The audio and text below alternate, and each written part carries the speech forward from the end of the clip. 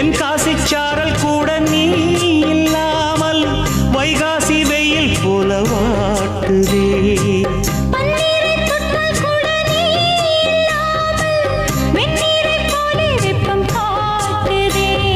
மையளந்த கண்ணும் என் கையளந்த பெண்ணும் மின்சாரம் பாய்ச்சுமா.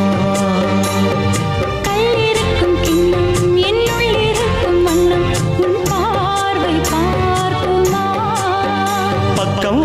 பக்கம் வா பள்ளி பாடம் சொல்லவா. அப்பப்பா தப்பப்பா இது முதல் இரவா. சொல்லவா ஒரு காதல் கதை.